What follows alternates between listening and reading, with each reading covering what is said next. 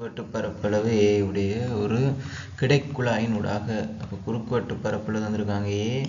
அதே மாதிரி ஒரு கிடைக்குழாயினூடாக கதி 3V உடன் பாயும் அடர்த்தி ரோவை உடைய ஒரு திரவம் ஒரு நிலைக்குச்சுவரில் செங்குத்தாக அடித்து சுவர் வழியே பின்னதைக்காமல் கீழ் நோக்கி பாய்கின்றது. திரவத்தினால் சுவர் மீது உள்ளொற்றப்படும் விசை. இதுக்கு நாங்கள் ஒரு படம் ஒன்று பார்த்தோம்டா, இந்த பாருங்க, ஏ என்ற குறுக்குவெட்டு பரப்பளவு ரோண்ட அடர்த்தி இருக்கிற ஒரு திரவம் 3V என்ற வேகத்தில் சிவத்தில் போய் அடிக்குது. சிவத்தில் போய் அடித்தோடனே கீழ் நோக்கி தான் வளைஞ்சு போகுது.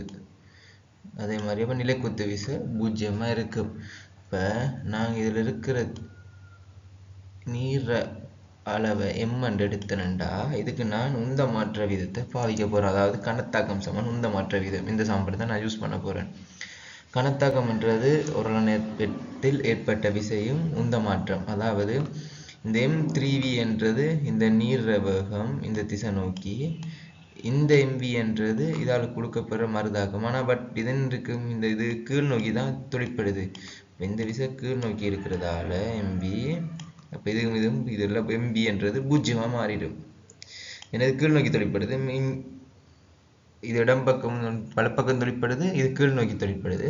அதனால் அதை 0 போட்டோம்னா F20 சமன் M தர 3V. MB தானே உந்தத்துக்கு உந்தம் செய்ய, அதாவது இறுதி உந்தம் செய்ய ஆரம்ப உந்தம் இறுதி உந்தம் செய்ய ஆரம்ப உந்தம் உந்த மாற்ற விதம் என்று இந்த பாருங்க இதில் பட்டு தெரியுது. உந்த மாற்ற விதம் இறுதி உந்தம் செய்ய ஆரம்ப உந்தம் பார்த்தீங்கன்னா இங்கே தொழிற்பட்ட உந்தம் இதில் தொழிற்படுறது F20 சமன் உந்த மாற்ற விதத்துக்கு இதாக இருக்கும். இதில் தொழிற்பட்டது 3MB இருக்கும் இந்த திசை நோக்கி. இது கீழ் நோக்கி தொழிற்படுறது இதை 0 எடுத்துட்டேன். அப்போ F20 சமன் 3MB என்று போட்டேன். இப்போ பார்த்தீங்கன்னா M அதாவது திணிவு அடர்த்தி சமன் என்னன்னு சொல்லுவாங்க, திணிவுங்கள் கனளவு. அதுலேருந்து திணிவு சமன் அடர்த்தி தர கனளவுக்கு எடுத்திருக்கேன். அடர்த்தி சமன் திணிவு கனளவு, அப்போ திணிவு சமன் அடர்த்தி தர கனளவு. அதனால தான் V ரோடு போட்டிருக்கேன். அதே மாதிரி இந்த F20யில் இந்த டீயை கொண்டு போய் இந்த கனளவு கீழே போடும்போது நாங்கள் ஒரு சமன்பாடு படிச்சிருக்கோம். அதாவது V சமன் AV1 என்று இருக்கும்.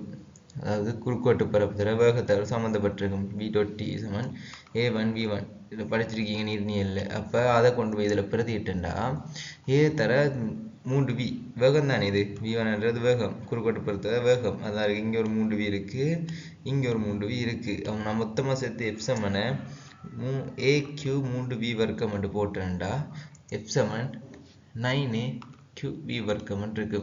நான் பாவிச்ச சமன்பாடு கணத்தாக்க சமன்பாடு. ஓரளவு நேரத்தில் தொழிற்படுற ஒரு விசை அது உந்த மாற்ற வீதத்துக்கு நேர்வீத சமனாக இருக்குமென்ற ஒரு விஷயம் ஒன்று இருக்குது, உந்த மாற்ற வீதம்.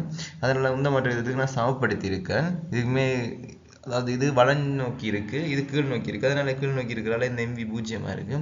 அப்போ நான் இந்த திசையில் நோக்கி தான் எல்லாம் பாவிச்சிருக்கேன். இதில் திணிவு சமன் அடர்த்தி தர கனளவு, அந்த கனளவுக்கு கீழே நேரத்தைப்பட்ட AV1 சமப்படுத்தலாம். இது பஸ்காலின் தத்துவம். இதிலேருந்து நாங்கள் விடை எடுத்தோம்னா 9AV வர்க்கம் இருக்கும்.